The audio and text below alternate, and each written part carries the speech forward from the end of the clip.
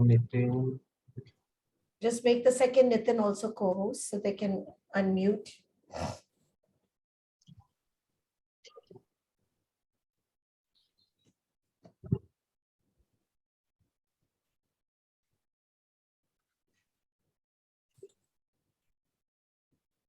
We're waiting for Vimla. We're waiting for Lavanya.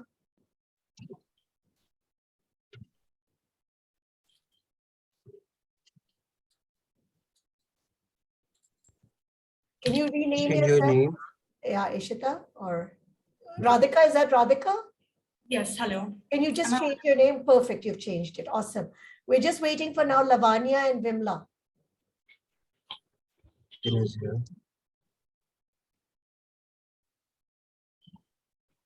Hi guys, we'll just start in a second. Sorry about this. Bit late today. Vimla saying she's also here. Please change your name. So,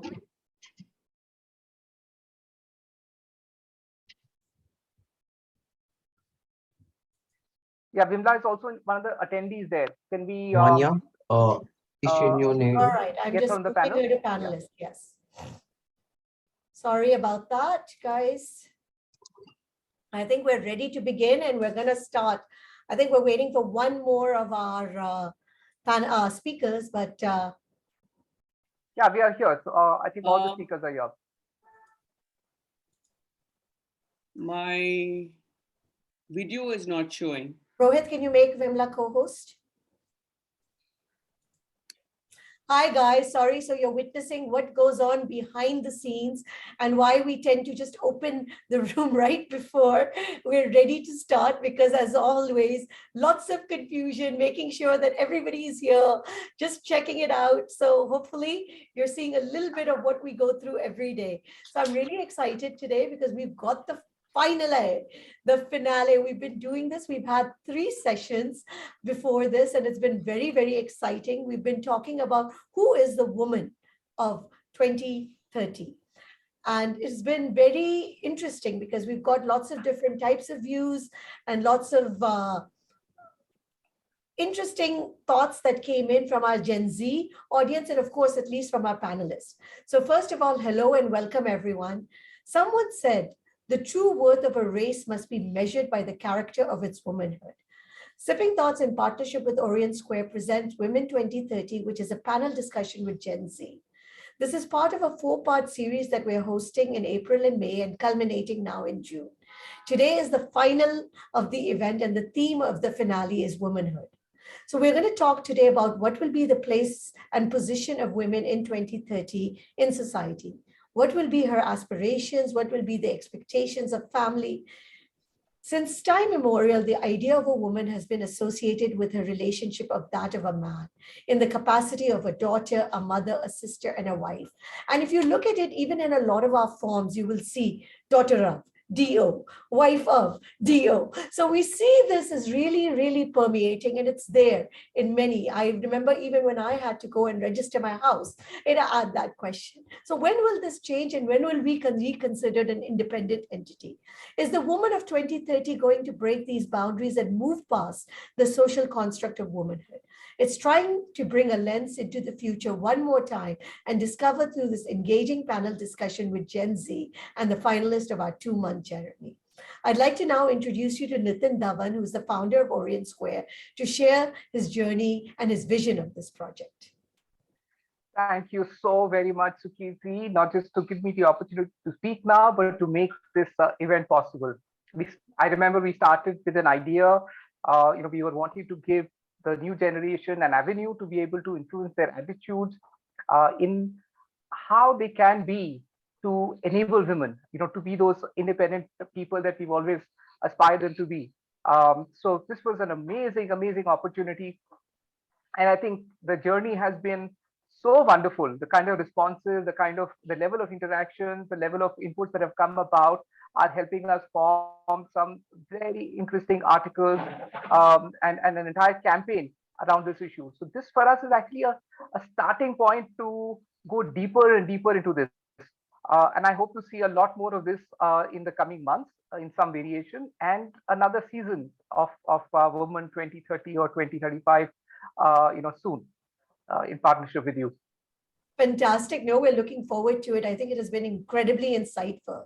So this session is judged by myself, Nilfa Karmakar, who's the Miss Charity World 2022, who's wearing this very heavy crown. I've asked her that question, how heavy is the crown? And she still has to get back to me.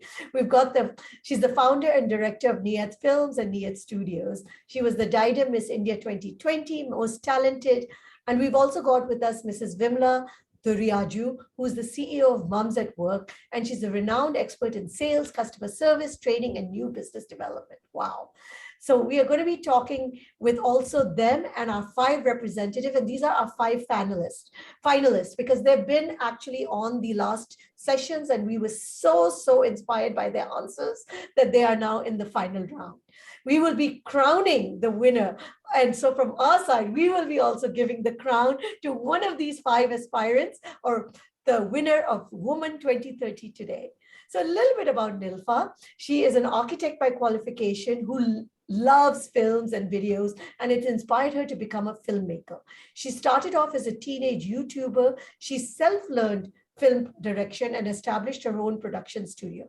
She wants to run a woman-led business in which 80% of employees are needy women, and the profit of the company shall go towards the development of the nation throughout means and charities and donations. That's our Miss Charity World 2022, and I've got to throw out our first question to her. So tell us, Nilfa, what was the most complicated, or I would say difficult question that you got in as you were in the contesting, and how did you answer it? And that might inspire a lot of our contestants to think about their answers.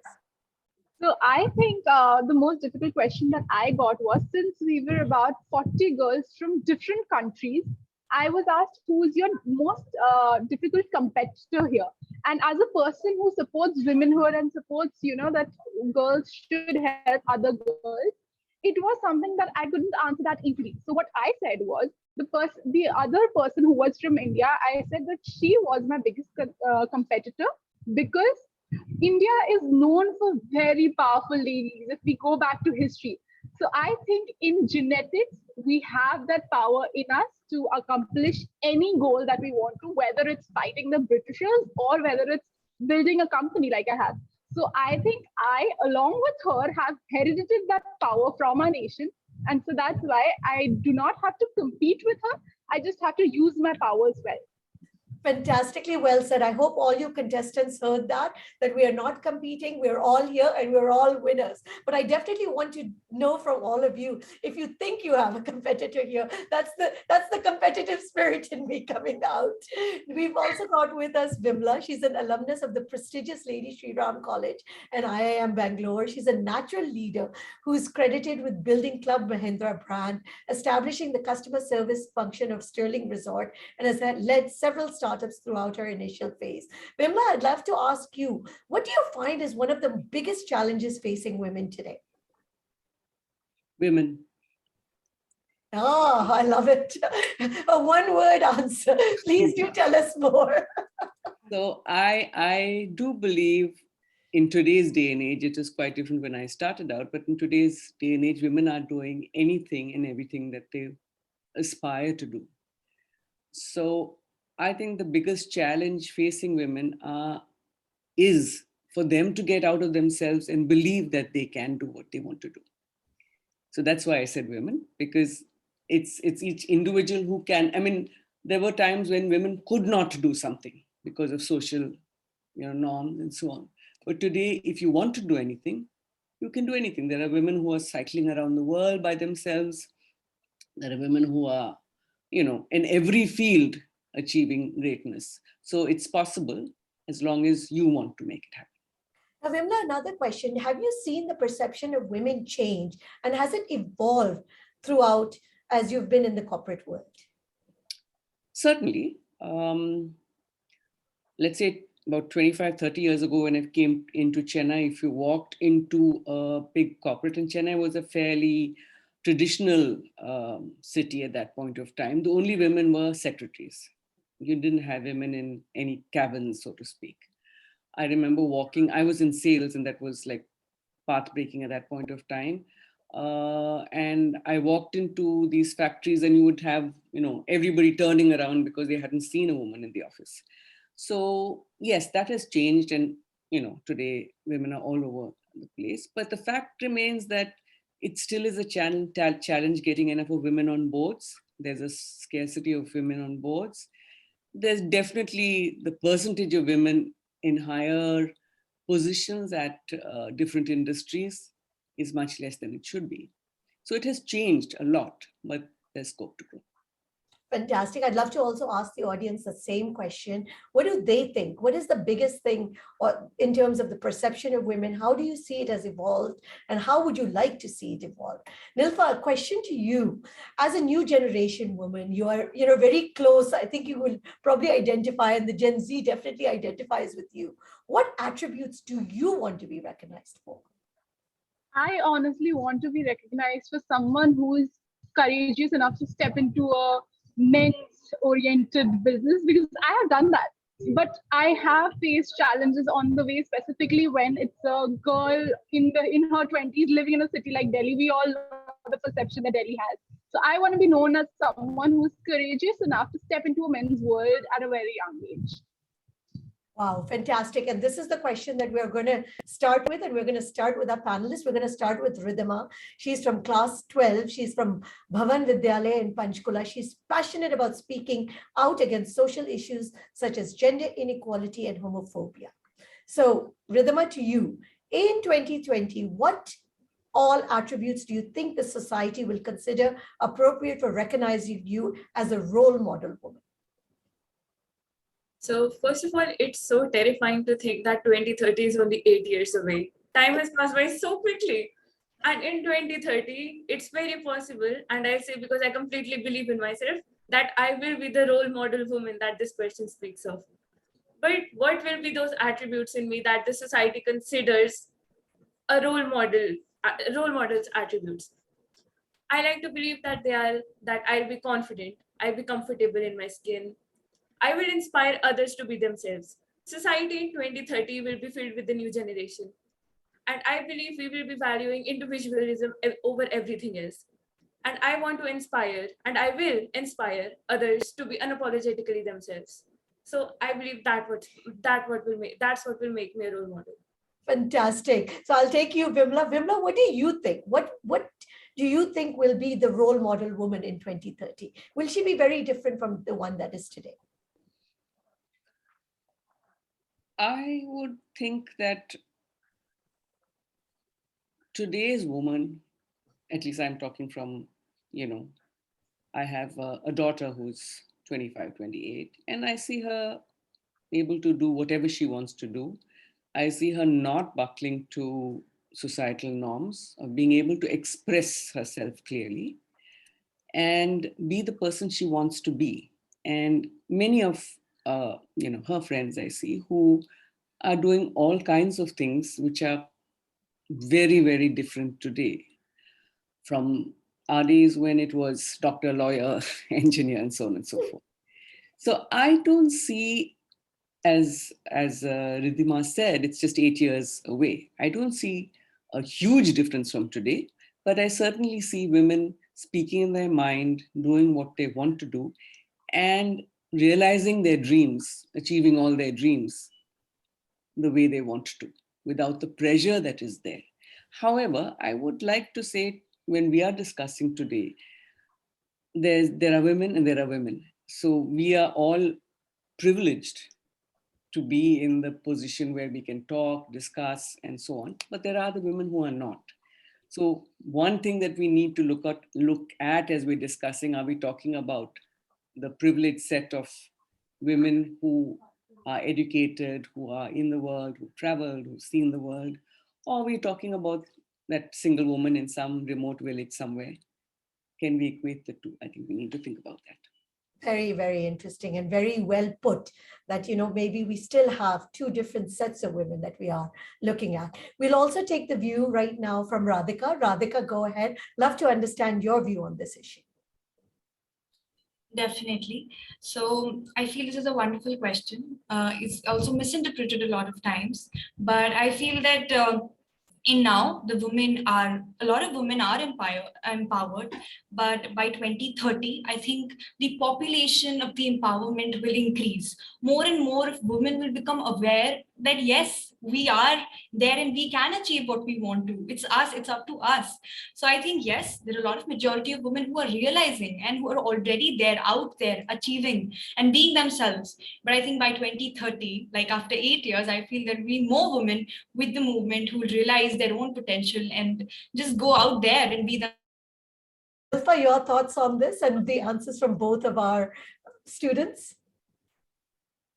Although I do understand that, you know, the progress when it comes to feminism or all of this is slow, but it is also exponential. So even though we are constantly saying it's just 8 years away, it's just 8 years away, the change that we've seen in last 8 years from now, it's probably going to be 10 times of that.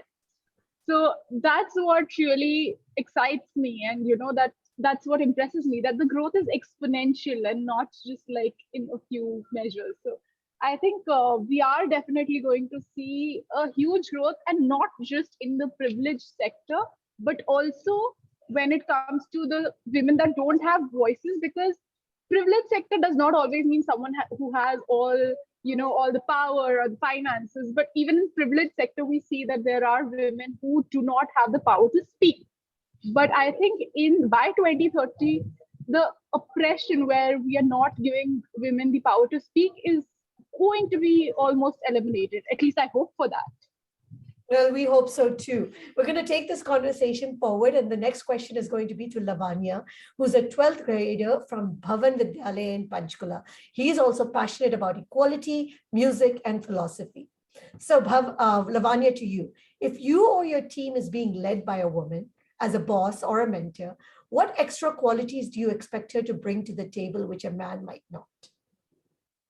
Now, the qualities that I would expect her to possess as opposed to a man would be that she would be able to overcome more challenges than an average man could, since a woman in almost every culture have fought for everyday things that are taken for granted by someone of the male gender.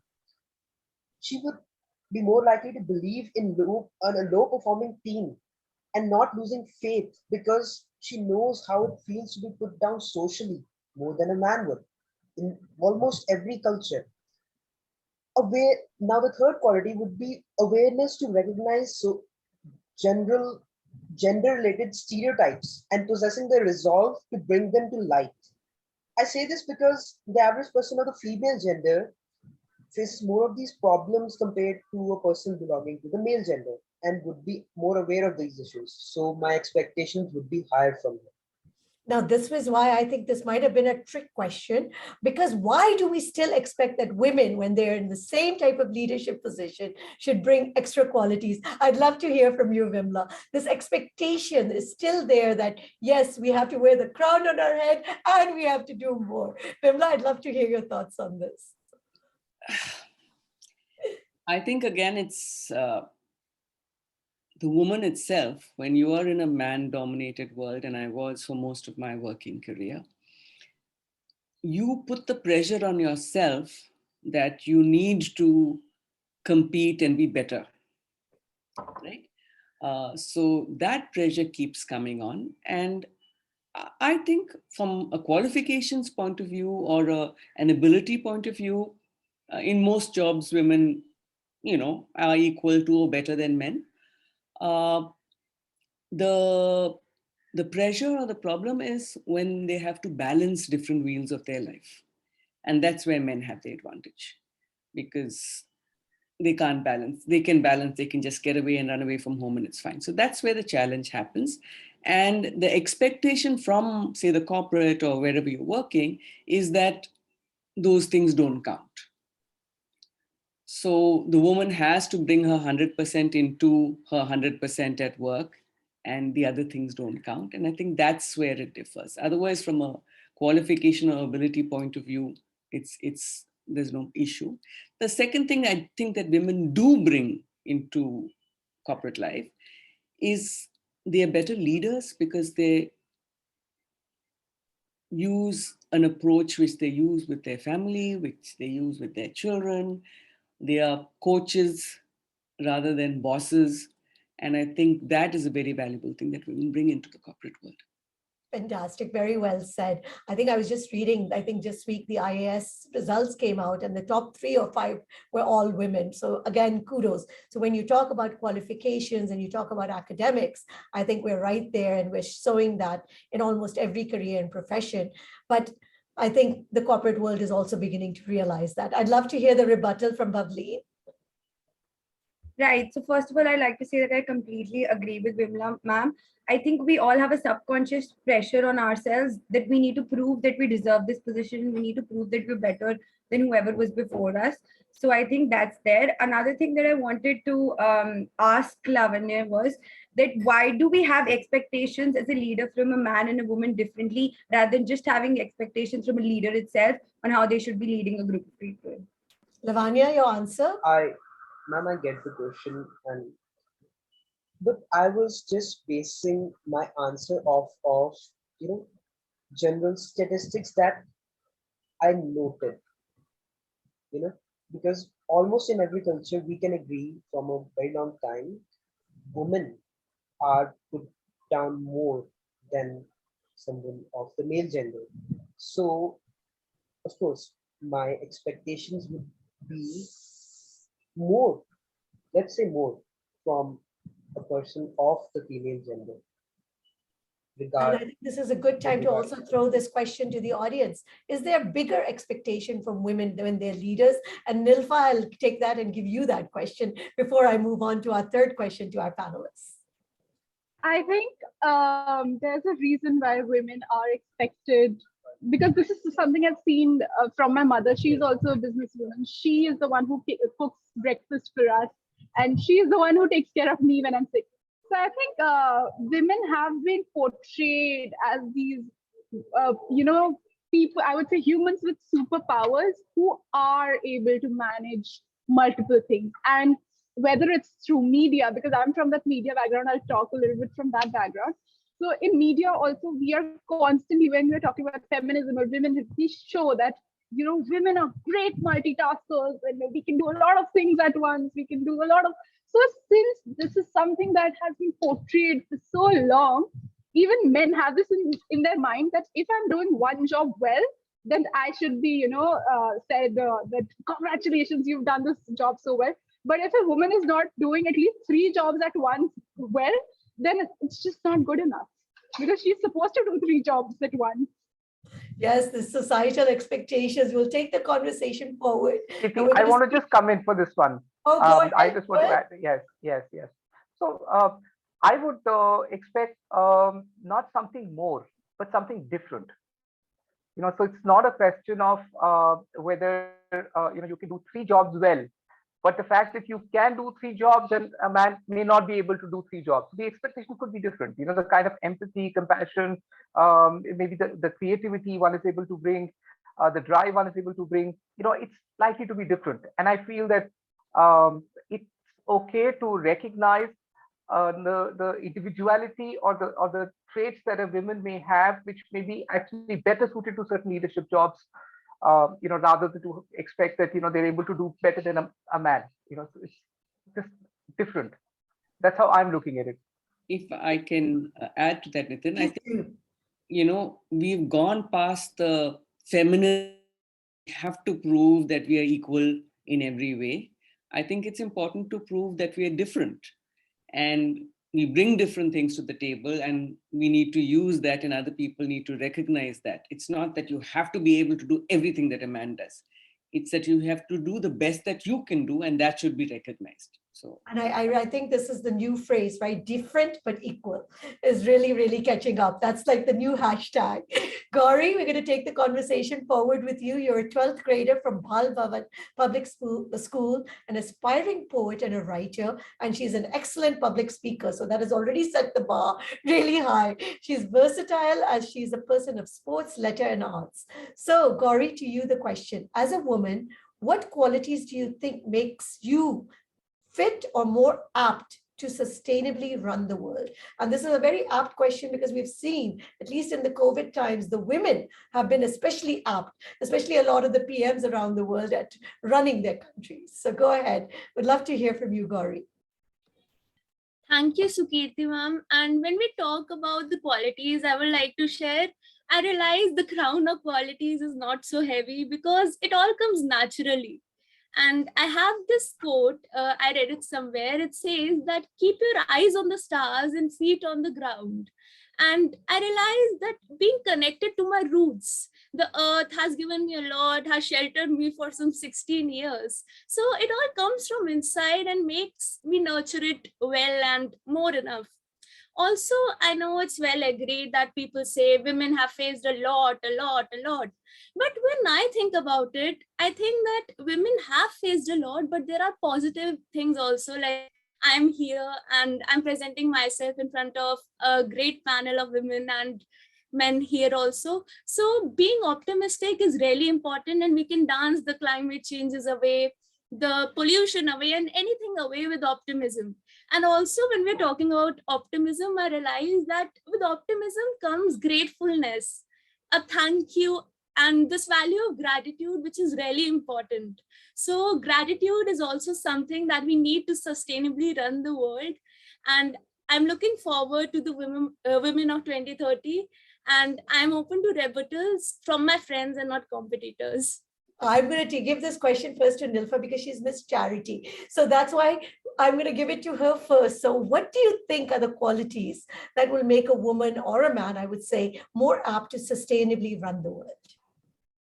This is something I've been saying for so long. I think since I was 12 or 13 years old. I think qualities are not different for a man or woman. The qualities that any human being should have is working hard and being kind. Like both of these qualities, I personally feel have such huge repercussions which are not instant but has a long-term effect. And a lot of us think, sometimes being rude shows power, or sometimes, working smartly and taking the shortcut might give you a longer goal or a good goal. But I feel that the end thing that everyone should concentrate on, the two qualities, is just working hard and being kind to anyone and everyone, irrespective of their gender, their caste, their background, anything. No, and I love it. I also love what Gauri said, the gratitude. I think once we are grateful for what we have, we tend to become more kind. I would love to hear from you, Vimla. What do you think what are the qualities that one needs to sustainably run the world? I think the one basic quality, and that's something that we at Mums at Work promote, is the belief that I'm extraordinary and I love myself first, and you are extraordinary, I love you. I think if we approach all conversations and approach all activity in that level, it's extremely sustainable, because you believe in everyone, you believe in yourself. First, believe in yourself. First, make sure that you're not beating yourself up over various things, and then believe the other person in front of you is extraordinary. And I think anything can be sorted out with that. So I love the adjectives: self-love, kindness, gratitude, fantastic, and the fact that we are extraordinary. Lavanya, I'd love to hear your thoughts on this. Now, this question was like very, based on a very large concept, because we're talking of the world here, not a single country. So personally, I don't think one person, whether it be a person of any gender, could run the whole world. But yeah, if a person was to run the world, I would be thankful for them to be positive. So I completely agree with your answer on this. Fantastic. We'll take the conversation forward. We're going to speak to Bhavleen, who's from Tagore International School. Vasant Vihar, she's a 12th grader. She identifies as a kind soul who will address several social issues and has a keen interest in psychology and commerce. So Bhavleen, to you, what is your definition of success, and how much the impression of your families figures in that definition? First of all, thank you so much for the question. And I'd like to apologize for my throat. It's a little sore. Oh, Anyway, mine is starting too, on. so don't worry. Right. So in 2030, somebody who has goals and respects themselves enough to reach a level where they're satisfied with what they've done in life sounds successful to me. It means to me that you're happy with how far you've come in life in different aspects, be it socially, mentally, physically, career wise, or in relationships. You're encouraging other people, especially women, to be successful. One needs to be successful in their own eyes. You can be financially independent, inspire those around you, and you know how much influence you have over other people. Success can be defined in so many ways, but to me, it indicates how you cope up with your trauma, or how you've dealt with social restrictions at your worst, or maybe how patient, strong, and resilient you are when people around you keep pulling you down, or how you treat others that don't have the same resources as you have.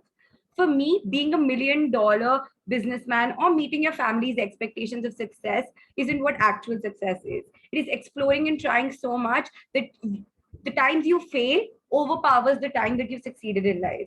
Just like Bo Bennett said, success isn't what you have, it's who you are.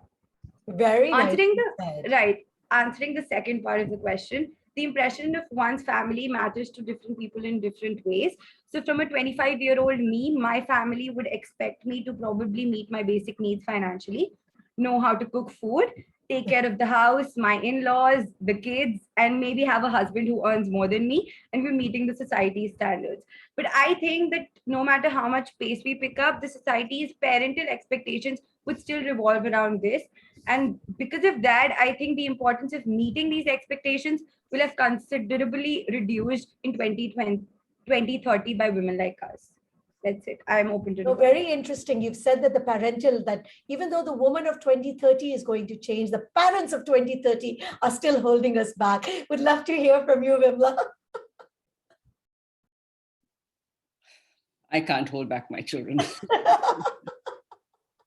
So yes, I've just learned to accept what comes and believe in them and give them that space to do what they want to do.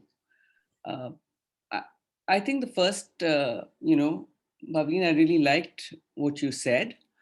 And the first thing that one needs to know is what your purpose in life is. So your purpose in life could be to bring up a family, and devote your time to that, or your purpose in life could be to climb Mount Everest and be the best person to do that.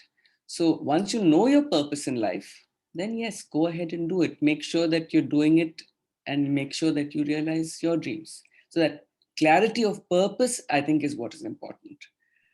And if you have that clarity of purpose, no one can hold you back. No one can hold you back. Very true. Radhima, I would love to hear your rebuttal, and then we'll take Nilfa's views on this. First of all, I agree with Bableen, but it's a quite common thought that people say that unless you have a companion, does not need to be only romantic, that unless you have a companion, you're not truly successful in life. Bableen, I just wanted to ask, do you agree with that? I disagree. I think if you can find it in yourself to be happy with your own company, I think you've already been successful in life because you know how to be alone. You know that you're sitting alone in a room with just a TV on or probably a book, and you're not feeling lonely, because being alone and feeling lonely is something that kind of contradict each other. But yes, I disagree. You do not need a companion to be successful in life. You can be at the top of the Mount Everest screaming and still be successful. So yes. Very well said. Nilfa, go ahead. Love to hear your thoughts. So if we come to the previous point that was like parents of 2030, I think as growing individuals, this is something I have established with my parents, that I have to give them a reasoning. Yes, they did expect, as Bhaveen said, they did expect me to get married by 25. They did expect me to know how to cook, to know how to be financially stable, and all of those things. But I had a solid reasoning to disagree with all of that. I had a solid reasoning why I don't want to get married at 25. Although I am a huge believer that marriage has no age. You want to get married at 22, you have a good reason for that. Fair enough. You want to get married at 40 and you have a good reason for that. Fair enough. So I think as growing individuals, we and women, as we're talking about women, we need to have solid reasoning for whatever we want to do. And then even whether it's our parents, our families, most of them, if we are able to blow their mind with our reasons, will also soon start to look at it otherwise. So now my mother doesn't expect me to get married at 25 because she knows I want to buy myself a Mercedes by 28. So I can't get married right now. So that's a solid reason that I've given, not the Mercedes reason, but a solid reason of my business that I've given.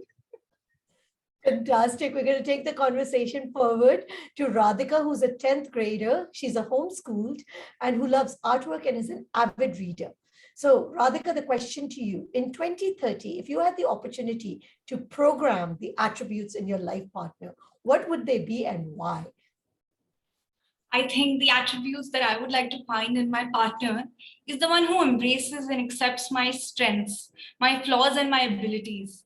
I feel a partner who believes in the basic principles of compassion, empathy, and companionship with me, who understands that the true meaning of love is not possession, but support and safety and space.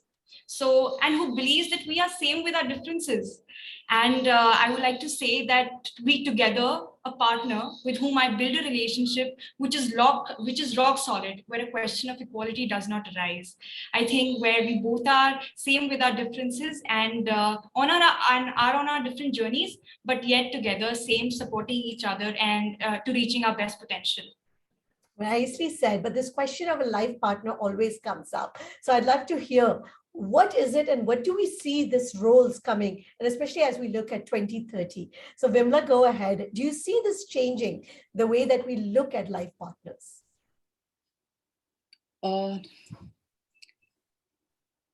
I think life partners, and as Radhika aptly put it, being able to follow your journeys and support each other is what is the best in a life partner, right? So recognizing who you are, loving who you are with all your flaws and all your strengths is what one needs in a partner. And yeah, I think that is happening today because the youth of today don't have these preconceived notions, I think, that you should be like this and you should be like that. So I think it's happening today, and I think that change will happen by 2030 for a lot of people, where your partner accepts you as you are and allows you to be who you are and loves you for who you are. Yeah. Fantastic. I'm going to take rebuttal from Gauri and then Nilfa's views on this. Go ahead, Gauri. Thank you, ma'am. And also, I agree with you, Radhika and Vimla, ma'am. But I think that if we want someone to treat us the way we want to be treated, first of all, we need to treat them that way also. The way you treat others is the way others will treat you also. So I have a question to ask from Radhika. Like, expectations are quite different from reality. So if your life partner doesn't turn out to be as per your expectations, would you try to mold him as per your expectations, or would you make do with the little imperfections? I think, as I said, that in a relationship, we have different personalities coming together. So, of course, everything cannot be as per, a mark that I have said that, it should be this, it should be this. Of course, there are certain compromises, but I feel when you are with a partner, I think it should be a very serious decision where you know that there are some basic principles that you share, and in the due course of time together, you grow and build a relationship that you both agree by. So I feel it's both the personalities that come together and build that sort of understanding and relationship. So very nicely said. And I'm going to give it to you, Nilfa, because what qualities would you program in your life partner? So a lot of people said support, which is there. But for me personally, I think support is secondary. What I really would like in my life partner is who shares the equal amount of emotions with me. So who's equally happy as me for my accomplishment, and who's equally willing to take the stress when I am stressed. Because this is something, again, a very small observation that I had. Once I had seen a very close family friends of ours, when the lady was getting an award, the husband was happy. But once the husband was getting an award, the wife was, I don't know, even joyous is not the right word, excited is not the right word. She was way more than happy. So what I would want from my life partner is to be equally happy with my accomplishments as I am for my accomplishments, and vice versa, of course. I would also program one more thing, which is equal responsibility. But that's just me. So now a fun question to all of you, and we're going to go backwards on this. And again, the title we are going to ask, and you can only give one sentence, no more than that. So this is going to be a quick rapid fire round. So I'm going to go very, very quickly. So if there was a sequel to the book, Men Are From Mars and Women Are From Venus, written in 2030, what would be its title? Let's start with you, Radhika. I think different moons of the same planet. Nice, very nice. Let's go to you, Bhavleen. I'm not sure, but probably Mars and Venus from the same galaxy. Gauri. Ma'am, it would be when men were from Mars and women were from Venus, I was the astronaut. Okay. Lavanya. Men and women, two sides of a coin. And Radhika. Radhika already said it. I think this. Yeah, I Bhaveen just is- said no, it. Oh, someone else is left. Yes. I think I am left. Vidima. Oh, Yeah. Go I ahead. think it would be named, but their home remains the earth. very nice. And so, Vimla, how would you name this new book in 2030? I would say stars traveling together in the same direction, not round and round. And Around. Nilfa? I think it would say, but they were both from the same space. And how about you, Nitin?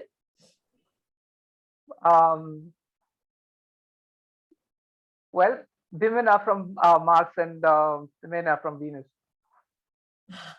Well, I would have said, thank God they didn't call it Pluto because it would have no longer been a planet. But, but with that, I hand it over to you, Nitin. All right, thank you. So it was such an amazing discussion. I think the insights that have come out are lessons for the society, actually a great lens into what the society is going to look like, and an opportunity for all of us to see what's going well today and maybe accelerate towards that, whatever is going well, and also to be able to look at what are the things that are not going so well, and to be able to introspect and see what we need to do differently so that we don't end up where we don't want to end up. So we also had a survey on the same topic with hundreds of students. We had 150 plus students participate in this, and not surprisingly, the results of the survey are fairly aligned with what our participants have spoken about today. So here is a peek into what the survey said. Now, 1 second. Is it visible? Yes, it is. The Womanhood survey summary? Yes. Yeah. All right. So to the question, when you talk about women in 2030, what exactly comes to your mind? So the aspect about freedom and liberation, a woman who's free to choose whatever she wants to do. That's 45 or 46% of the respondents. And the other 25% said a woman who can have it all without struggling with family and society. And those are the two clear themes that came out today as well. To the question, what would be the parameters of success for a woman in 2030 from her personal perspective? So how would one want to see that I think of myself as successful because I have the ability to choose my path without a social bias. Another something that came out so clearly today. And freedom from the constant need to prove her worth and being valued for who she is. And freedom from stereotypes that society perpetuates for women. So all of them, are equally important. And surprisingly, what we see today, the successful balance between career and home life, that is going really down in its choice. Which of these traits that women bring to the table would they want to be recognized in corporate or career by 2030? Okay, this one was actually surprisingly different, that she can be fiercely determined to achieve her goals without being labeled difficult or opinionated. So that actually didn't come out, as much in the discussion today, but this is a very interesting aspect. Um, that she can be an excellent example of work-life balance, and that they need not be seen as soft and incapable of taking tough decisions. So that's still a concern which a lot of people still carry. But this the one of which is about 50% of being fiercely determined to not be labeled as difficult or opinionated. So they want to change an opinion that is carried in the workplace. It's pretty insightful. Which of these values women add to the society? They want to be celebrated by. Something that Nilfa also answered in the very beginning. So this one said more than 50% people said women's productivity adds to the economic prosperity and improves the quality of the workplace. Improves the quality of the workplace and the family life. And about 21% people said they can choose to have economic independence and also give that up if their family needs or demands so. So I think somewhere the economic productivity is weighing heavy on the minds of the society, on how they would like to be recognized and celebrated. Now, a couple of subjective questions. Do you think that women by the year 2030 would be as emancipated as they wish to be? So the response to this is that it has changed. Things have, women are being respected for their knowledge and talent. Yes, the improvement has started to happen, but they are not expecting a drastic change in the way the society is looking at them. The conditions will be better. So the change is the way it's emerging is that the change in the minds of the women themselves is far faster and exponential, and the society and the family is going to be lagging behind a little bit, from how it's appearing. What are your aspirations for a woman in 2030? Yeah, the woman in 2030 will have the choice to choose and pave the path for her life. So freedom and freedom of choice, freedom of taking on what they want to do, and she can reach the heights of her career, even inspire people around her. So a woman can be whatever she wants to be, and even influence the people among her. So the shackles are open now. I love it because I think this really defines what we would say is the woman of 2030. And this is the aspiration that she will have the freedom to choose and pave the path of her life. And no one has the right to force her and to become whatever because of their opinions, but she can actually live her life according to her opinions. So I love that. And I think that really sums up what and who we wish the woman of 2030 to be. I would love to hear your closing remarks, Vimla. Who do you think would be the woman of 2030? I love the first slide, I think first or second slide, because what we believe in is that a woman should have it all and have it all completely the way she wants it. So being able to balance family, career, aspirations, physical health, mental, emotional, everything, and have it all is what we want to do, one woman at a time. And I feel that that's going to happen. Fantastic. What about you, Nilfa? What do you think the woman of 2030 will be like? I think women of 2030 will be like someone who speaks up for themselves, doesn't hold back any thoughts or emotions that she has because of societal norms, and someone who's just empowered to do whatever she wants. Fantastic, fantastic. I hand it back to you, Nitin. I know you want to play a video, and then we will be announcing the winner of this exciting series that we've had, the Woman of 2030. Yes. So before I go, just one comment from my side. So, in terms of what we feel that we still need to improve. So what's emerging clearly is that the women themselves are able to liberate themselves. They're able to see themselves as someone, who can do, who should do whatever they feel like doing without feeling the societal pressure. But the society and the family doesn't seem to be actually, catching up with how the women are feeling. So I think that's an aspect which needs to be strengthened. The influence on the family and the society to keep up with how the women are seeing themselves. So that's a space which will emerge as an opportunity to look at. So now this is the time also to thank our sponsors, Talirang and Nancy Katyal. Yes, Nancy Katyal.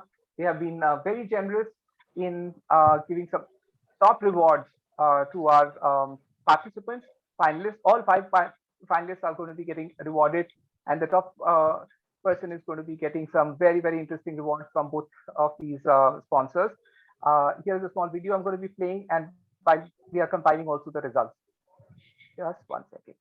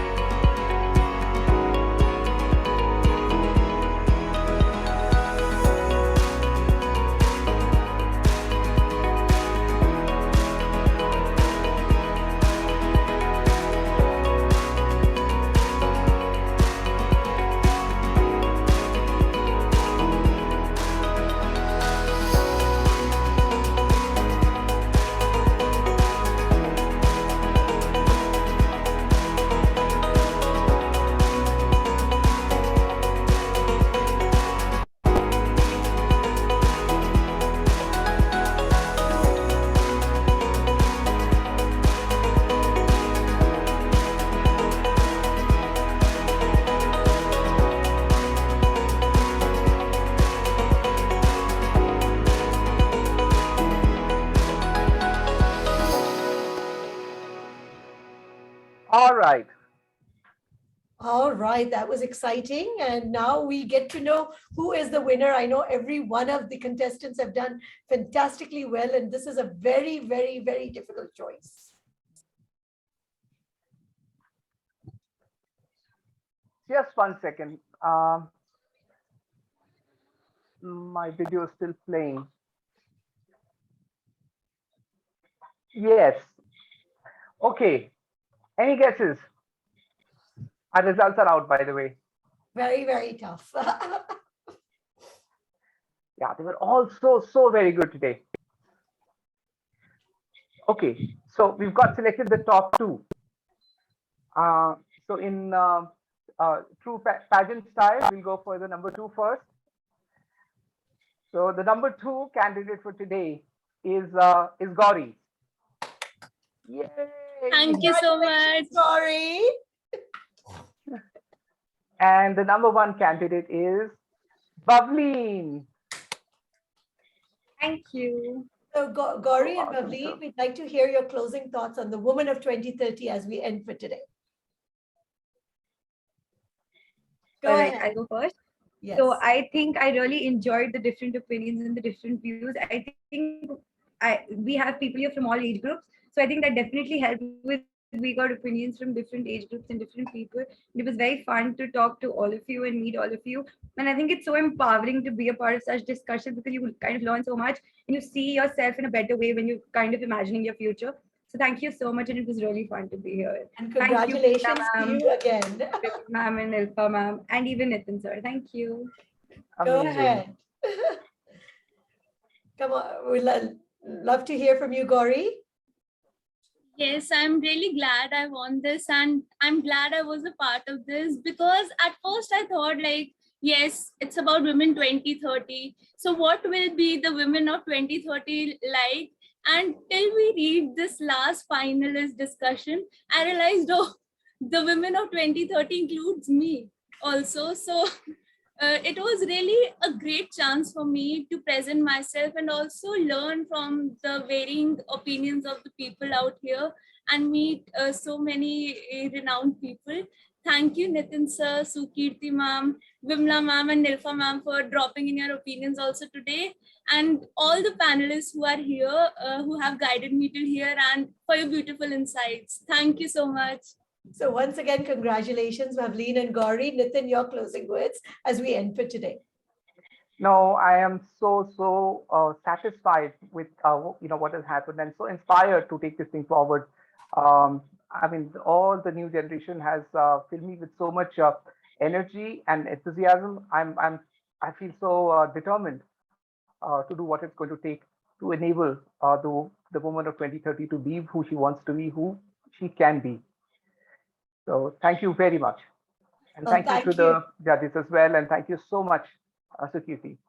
Thank you, Vimla. Thank you, Nilfa. Thank you, Nitin. And like I said, we hope these dialogues kind of trickle some kind of emotion, some thought in all of you. So with that, we wish you an awesome Saturday. And this is the closing of the Woman 2030. Thank you. Bye-bye. Have a great day. Bye-bye. Bye-bye. Thank you. We'll look forward to season 2. Yes, Dad.